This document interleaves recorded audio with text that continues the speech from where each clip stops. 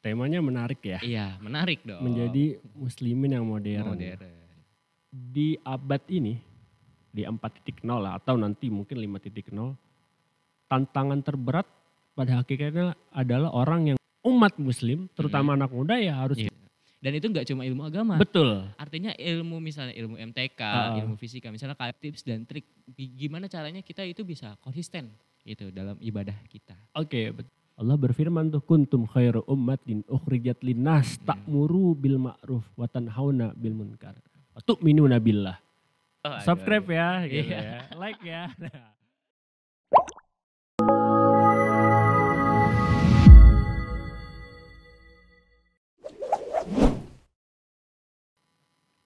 Halo Sobat ESA, welcome to ESA Talk, SMK 1 Talk. Kali ini saya Sahzilan Khalil akan menemani kalian beberapa waktu ke depan bersama narasumber yang udah ada di samping saya nih.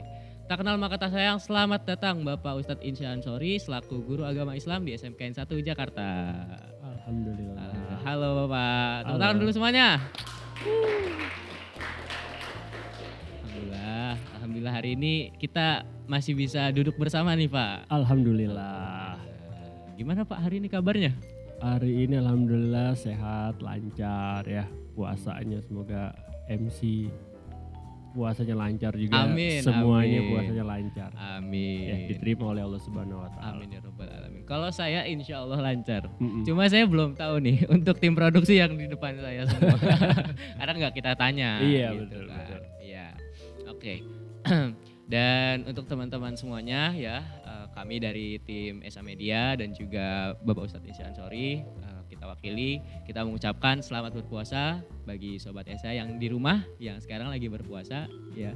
Dan kemungkinan video ini akan diupload antara siang ataupun nanti pas udah buka puasa. Oh gitu. Iya, jadi yang nonton misalnya pas lagi buka puasa bisa sambil duduk, ngambil cemilan, ya sambil nyantai kita nonton podcast hari ini.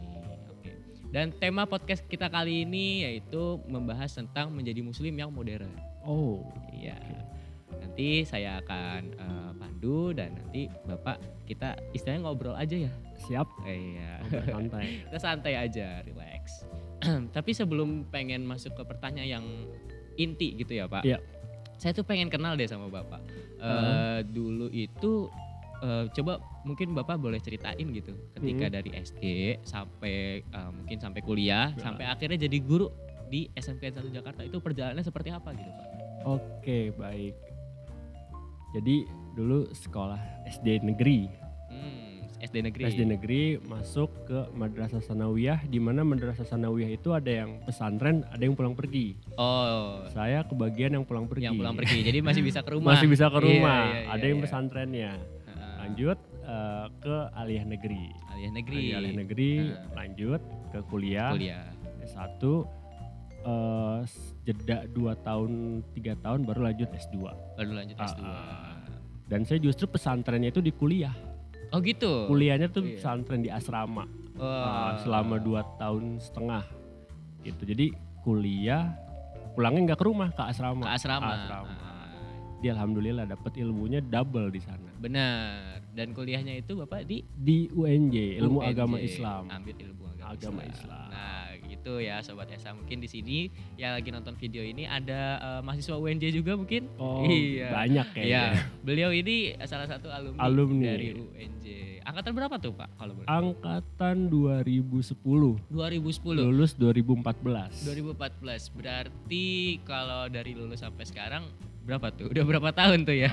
Oh, udah berapa? 8 tahun. 8 tahun. 8 tahun ya. Berarti udah lumayan lama ya. Lama lumayan. Udah tua berarti. Waduh, enggak juga. Mungkin kalau dari tampilan ya, tapi kalau dari dalamnya mungkin tidak. Amin. Tetap jiwa muda itu akan tetap selalu ada di Bapak Ustadz Insya Ansori. Amin. Rabbal alamin.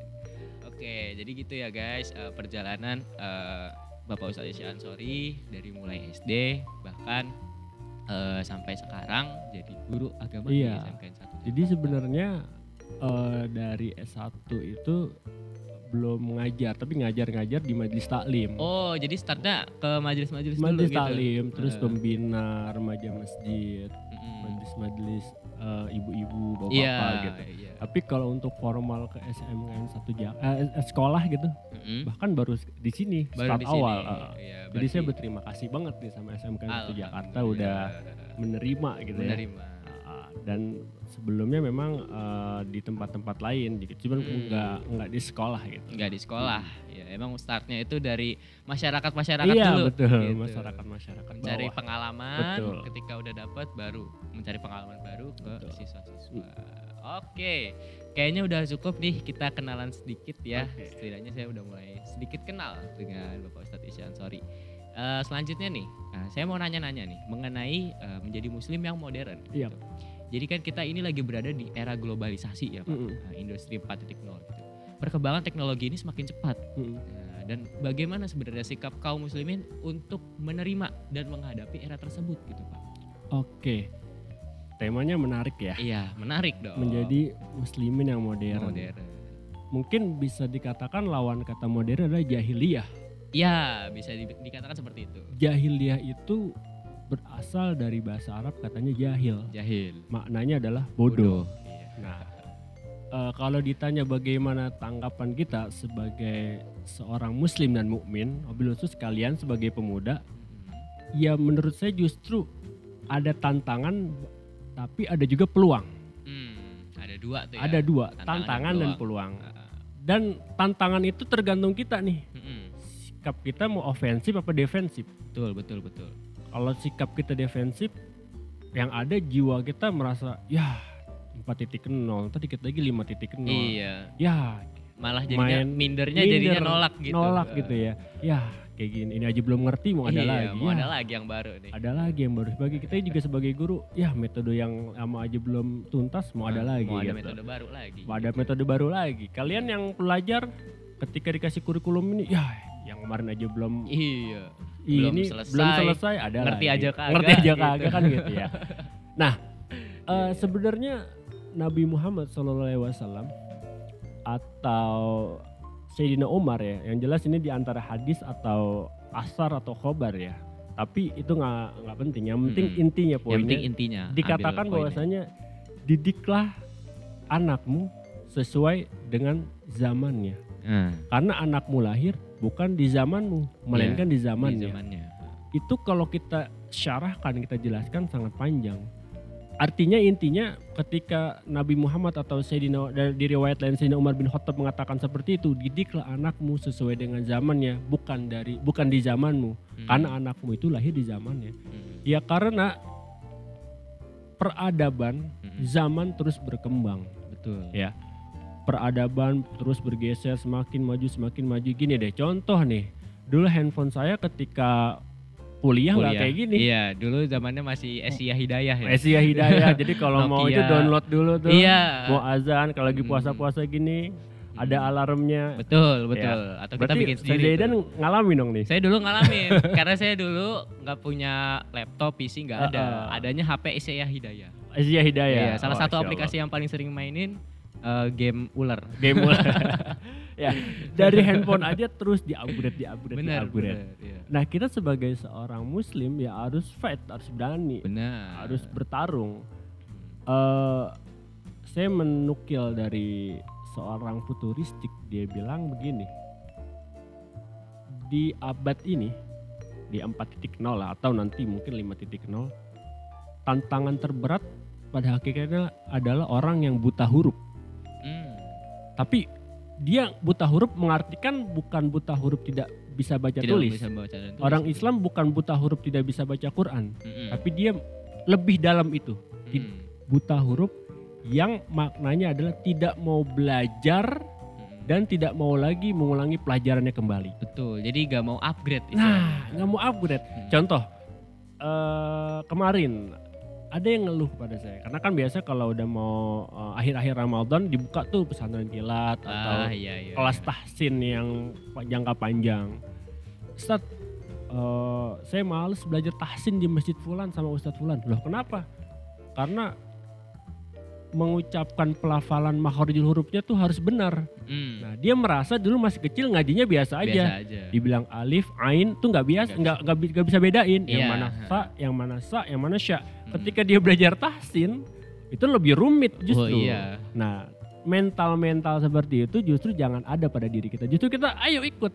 Karena semakin tinggi ilmu, diri kita mesti harus di-upgrade. Betul.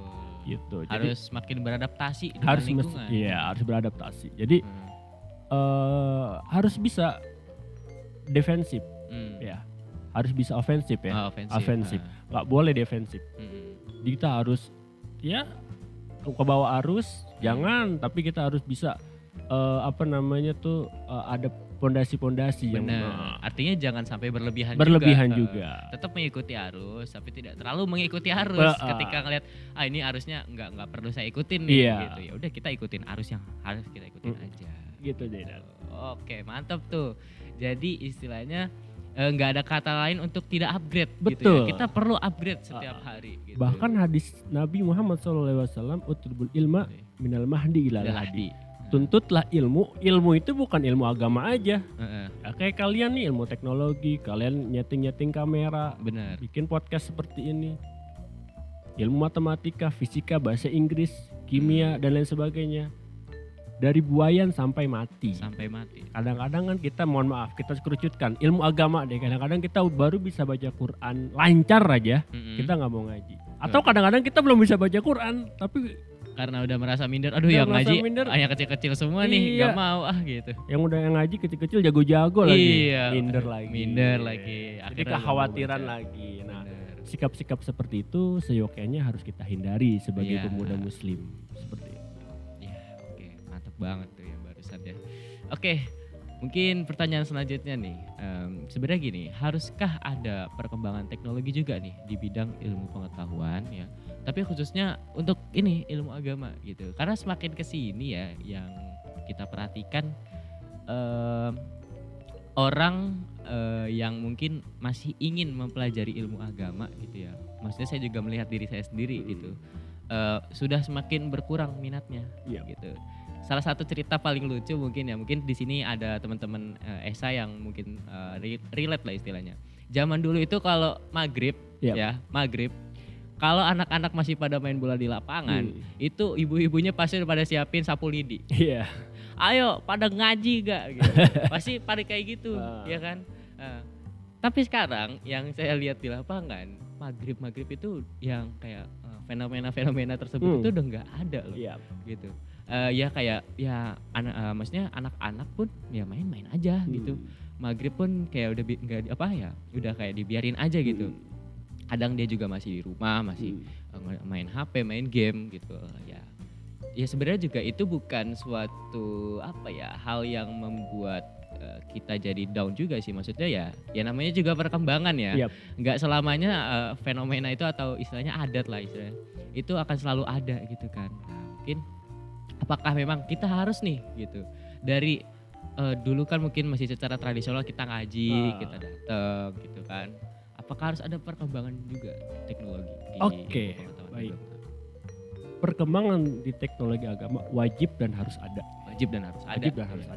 Tapi tinggal kitanya. Makanya di Al-Quran ada namanya Al-Furqan. Ya. Pembeda.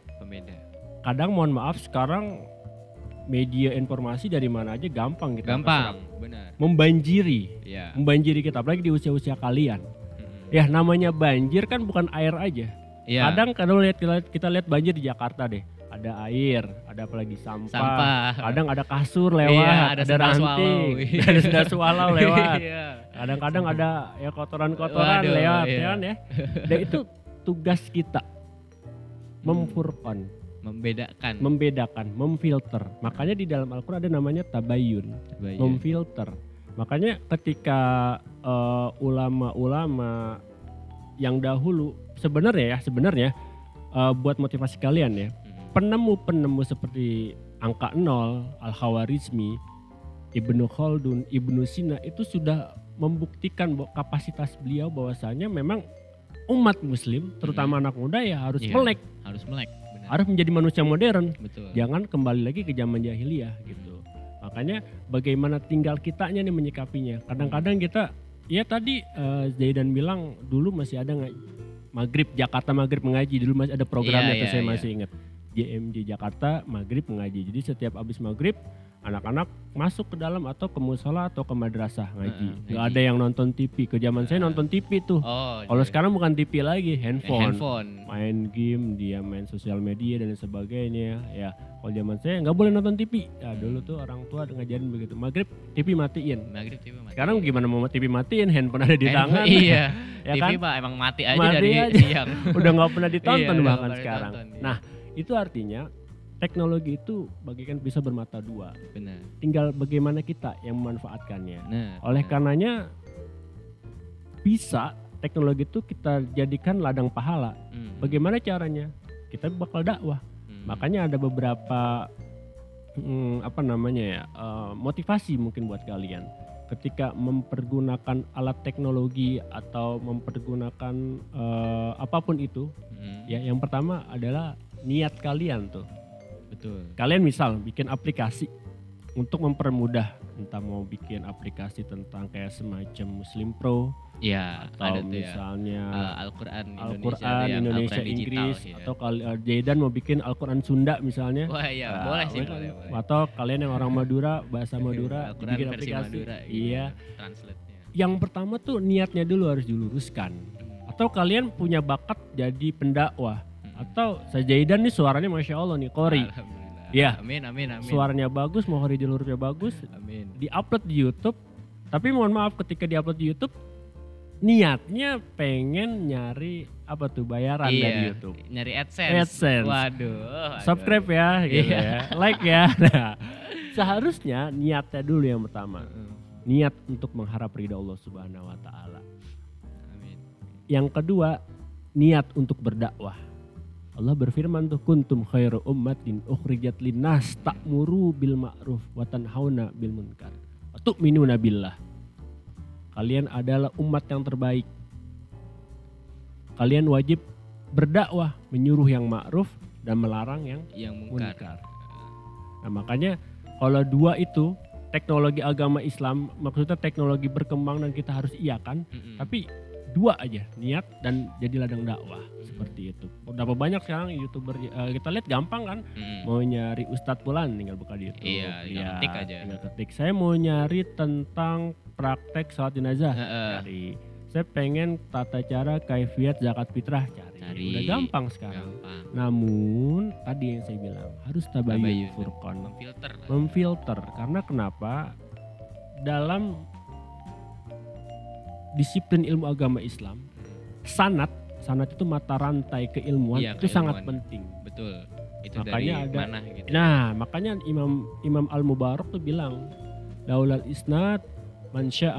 Kalau bukan karena sanad, orang bisa berkata semaunya dia, sekehendak nafsunya dia. Bener. Makanya ketika kita boleh saja lihat dari informasi tata cara kaifiat zakat fitrah, salat jenazah, lihat penulisnya siapa. Penulisnya tersebut dia belajar di mana, biografinya bagaimana. Sebisa mungkin selengkap itulah. Itulah, jangan sampai udah di Wikipedia, oh begini nih tata cara. Kan saya pernah pengalaman. Coba Zaidan kalau percaya tata cara salat jenazah. Kan ada berikutnya tuh. Next. Entar di situ ada terdengar bagaimana salat jenazah itu takbir kedua bukan membaca sholawat. Ya, takbir pertama baca Fatihah. Takbir kedua membaca sholawat. Takbir ketiga baca doa Allahumma firlahu warahmu. Doa keempat Allahumma la tahrim ajr. Pas saya lihat takbir kedua malah dia bilang doa. Nah, ini kan bisa jadi dia tipu atau gimana. Ini kesalahan yang fatal seperti itu. Ya, takutnya orang-orang awam yang benar-benar belum melek teknologi misalnya gitu kan, karena yang tahu wah ini Wikipedia setahu saya bagus nih gitu. Begitu dilihat set, nah ini nih yang aneh di sini gitu. Ya bahaya juga ya artinya. Tapi memang itu dia diperlukan tabayun, artinya kita harus memfilter sendiri gitu. Makanya saya bilang kata-kata banjir ya semuanya masuk. Iya. Ada yang baik, ada yang bagus, ada yang setengah bagus, ada yang setengah jelek. Bener. Ya enggak? Kadang ada kardus iPhone lewat gitu kan, itu kan termasuk yang bagus gitu ya. Kalau perlu iPhone yang lewat. iPhone yang lewat. Seperti itu. Iya. Oke, jadi begitu ya. Jadi kalau misalnya mengenai teknologi ini memang suatu kemudahan. Yap.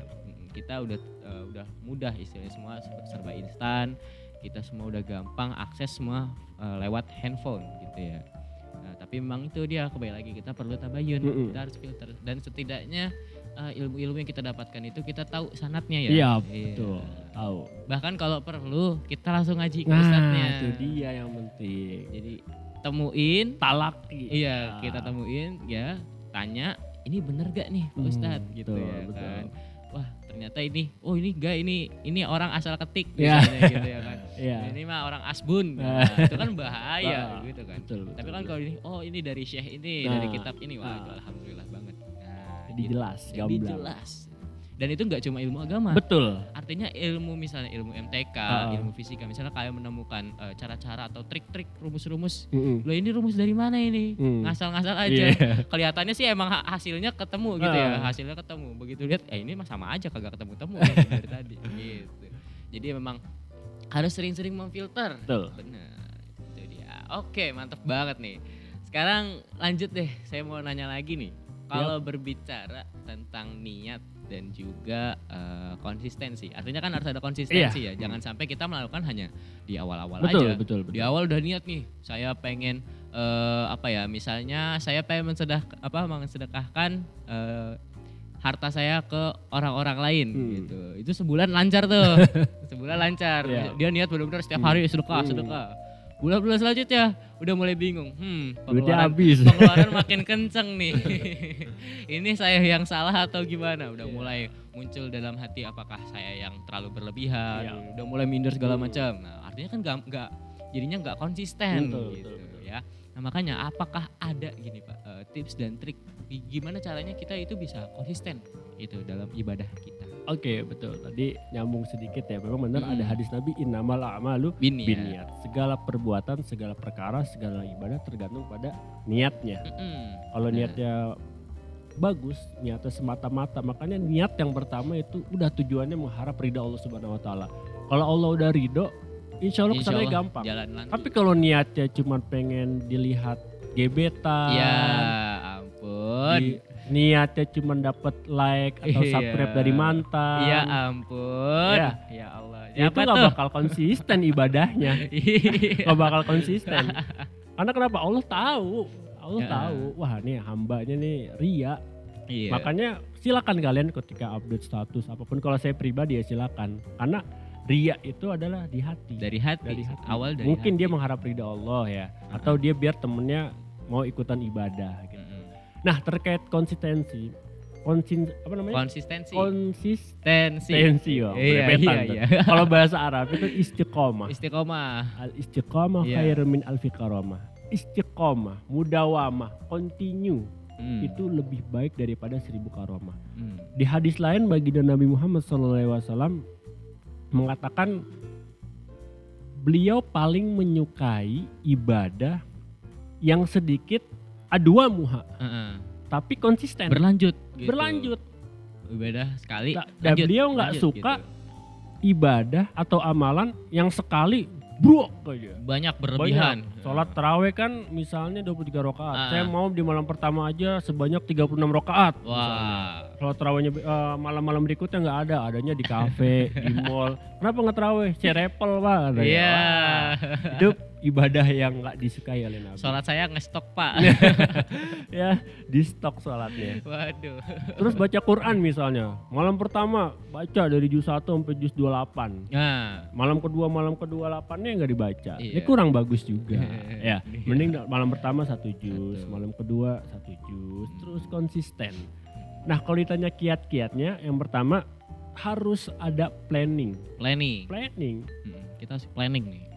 Contoh, bulan Ramadan tahun ini, puasa kita harus full 30.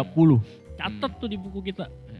Kalau misalnya tanpa udzur syar'i ya, kecuali sakit memang sakit keras. Jelas sakit. Kalau sakit cuma digigit nyamuk mah. Iya.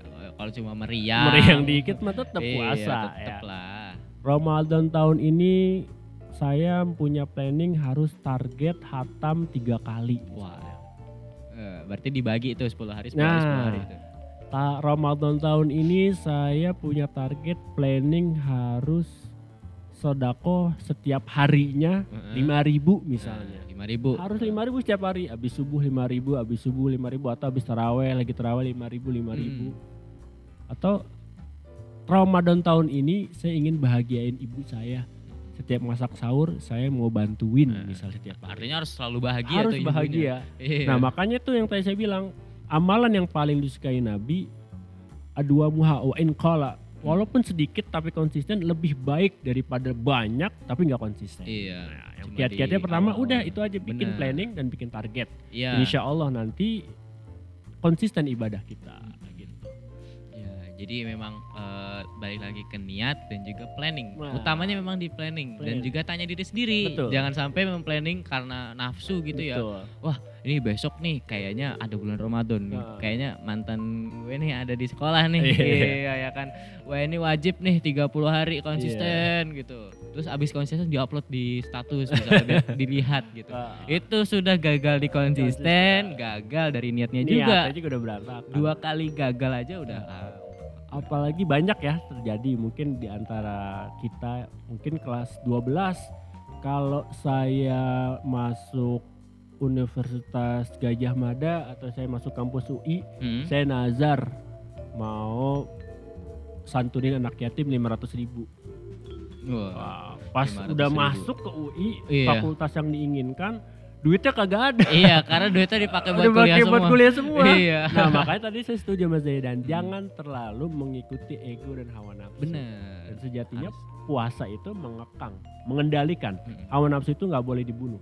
Karena ada nafsu yang lawama, ada nafsu mutmainah. Nafsu itu dikendalikan. Ditanya gitu. Nah, Ini ditanya. maunya ke arah mana nih si nafsu ini? Betul, harus kita giring, Ayo giring ke sini, arah sini. kebaikan. Makanya ketika beribadah pun jangan pakai nafsu sebenarnya. Iya. Ya mohon maaf, kita lihat taraweh yang kita viral 23 rakaat cuma berapa menit tuh. Iya, Allahu Akbar, Allahu Allahu Akbar, Akbar, Allahu Akbar, Allahu Akbar. Wah, udah kayak nge-DJ ya. Iya, udah. Itu kayak juga headbang deh. kurang bagus juga. Karena Bahaya, kenapa? bahaya. Nafsu biar cepet-cepet selesai. Bener. Iya enggak? Karena harus pulang nih, harus nonton bola nih. Iya. Wah. Harus pulang nih. Kopinya masih udah adem. Iya. Ya, seperti itu. Jadi setuju. Yang tambahan ya, itu. Jangan terlalu mengikuti ketika ibadah ego dan hawa nafsunya. Ya, nanti berantakan ibadah kita. Nggak bakal konsisten. Betul. Jadi memang baik lagi niat, planning dan tanya diri sendiri gitu ya. Betul. Jangan maksain lah gitu. Betul. Jangan karena ini aduh nih harus banget nih, harus banget. Jangan kalau emang nggak kuat ya, daripada nanti kita kalah di medan perang ya kan. Kita bisa ngukur diri. Iya, kita ukur diri sendiri. Oke. Tapi nggak kerasa banget nih, kita udah mulai masuk ke penghujung acara. Yap. Aduh, ini saya ada pertanyaan terakhir nih. Yap. Untuk Bapak nih, ada pesan nggak nih untuk teman-teman Sobat Esa nih yang lagi ngejalanin puasa di bulan Ramadan? Ada nggak nih pesan Bapak buat mereka? Gitu? Oke, pesan-pesan buat sobat-sobat Esa dimanapun kalian berada. Alhamdulillah kita udah masuk ke 10 hari terakhir 10 di hari bulan terakhir Ramadan. Ramadan. Ya, itu udah bagian itqum minan nar, pembebasan dari api neraka. Dan ketahuilah baginda Nabi Muhammad SAW ketika sudah masuk 10 hari terakhir, beliau lebih bersungguh-sungguh untuk melaksanakan ibadah di bulan Ramadan. Benar. Beliau lebih semangat, lebih giroh untuk melaksanakan ibadah di bulan suci Ramadan. Baik ibadah puasanya maupun qiyamul lailnya, tilawatul Qur'annya, sodakonya, apapun ibadahnya beliau lebih sungguh-sungguh. Bahkan di riwayat lain ada yang mengatakan iktikaf. Beliau beriktikaf di 10 hari malam terakhir. Nah, oleh karenanya yuk, mumpung kita masih ketemu bulan suci Ramadan, kita lebih semangat lagi, kita tingkatkan lagi kualitas iman, kualitas takwa kita, kualitas ibadah kita, rangkaian amaliyah di bulan suci Ramadan, agar kelak kita dapat janji dari Allah Subhanahu wa taala melalui lisan baginda Nabi Muhammad SAW. Apa janjinya? Kata Nabi, man shoma ramadhana imanan wahtisaban ghufira lahu ma taqaddama min dzambi. Siapa orang yang berpuasa di bulan suci Ramadan, maka Allah akan mengampuninya dosa-dosanya yang telah lalu. Dan dia nanti ketika sudah keluar dari bulan Ramadan, laksana bagaikan bayi yang baru lahir ke muka bumi. Bayi yang baru lahir ke muka bumi itu dalam keadaan Suci. fitrah. Benar-benar fitrah. Kullu mauludin yuladu alal fitrah. Setiap bayi yang baru lahir, yang terlahir di muka bumi keadaannya fitrah, suci. Oleh karenanya yuk kita perbaiki lagi ibadah puasa kita semangat lagi. Dan Nabi memberikan kisi-kisi karena di bulan suci Ramadan ada malam lebih baik daripada malam 1000 bulan. Khairum min alfi syahrin. Lailatul Qadri khairum min alfi syahrin. Yaitu Lailatul Qadar. Namanya lebih baik 1001 lebih baik dari 1000. Iya. 2000 lebih baik dari 1000. Makanya kita nggak tahu nih. Allah mengatakan khairum min alfi syahrin, lebih baik. Dan 1000 itu takarannya 84 tahun. Kira-kira ya 83 lebih lah kalau kita hitung-hitung 1000 bulan. Ada nggak umat baginda Nabi Muhammad SAW yang selama 84 tahun beribadah? Sangat jarang. 84 tahun itu aja di kadang-kadang 70, kita saya mungkin jangan kasih contoh orang saya ya. Dulu ketika sanawiyah, walaupun sekolah sanawiyah, ya jujur malas-malasan sholat. Sama orang tua bawa sabot sholat itu aja udah umur 15 udah balik. Sekarang usia udah berapa? Kan dipotong masa balik. Rasa-rasanya jarang yang ibadah full selama 84 tahun. Yuk di 10 hari terakhir biasanya di malam-malam tersebut ada malam Lailatul Qadar. Kita harus mendapatkannya. Jangan sampai kita justru mendapatkan malam Lailatul Qadar. Lailatul Qadar ya. Orang-orang ke masjid ini Qadar pada nyariin ketupat, nyariin beli nastar segala macam, beli baju baru, kadang-kadang Qadar jalan sama gebetan. Waduh. Ngomong sama orang tua mau bukber Bu, mau bukber. Siap. Bukbernya ke bioskop. Waduh. Udah ke bioskop sebelahan lagi sama si itu. Duduknya pojok lagi paling belakang. Waduh. Kok Pak Isa tahu aja nih. Sepertinya memang biasanya sih seperti itu ada. Bukan pengalaman bukan. Ya. Kurang-kurangin seperti itu. Ya, karena kan lagi puasa ya. Ayo puasanya sesuai dengan standar operasional ajaran baginda Nabi Muhammad SAW. Agar kelak puasa tersebut bisa memberikan dampak positif kepada kita. Ya, agar kelak puasa tersebut menjadikan kita senantiasa menjadi hamba-hamba yang bertakwa. La'allakum tattaqun. Kata Nabi, orang yang konsisten bertakwa. Bertakwa itu apa sih? Menjalankan perintah Allah, menjauhi larangannya. Orang yang konsisten bertakwa, maka janji Allah akan memasukkan ke dalam surganya daiman abada, selama-lamanya. Mudah-mudahan kita semua ya termasuk yang sedang menonton Sobat Esaltalk termasuk ahli surganya Allah Subhanahu wa taala. Begitu ya. Amin ya rabbal alamin. Alhamdulillah kita udah di penghujung acara nih. Jadi di sini saya Sazrian Khalil mewakili SA Entertainment nggak akan pernah lupa ya. Kita mengingatkan untuk teman-teman semuanya jangan lupa like, komen dan subscribe channel SMK 1 Jakarta dan juga share ke teman-teman lainnya gitu ya biar video ini bisa ditonton rame-rame gitu. Dan di sini saya Sazrian Khalil dan narasumber saya Pak Ustadz Isya Ansori pamit undur diri. Terima kasih. Wassalamualaikum warahmatullahi wabarakatuh. Bye bye. Terima kasih.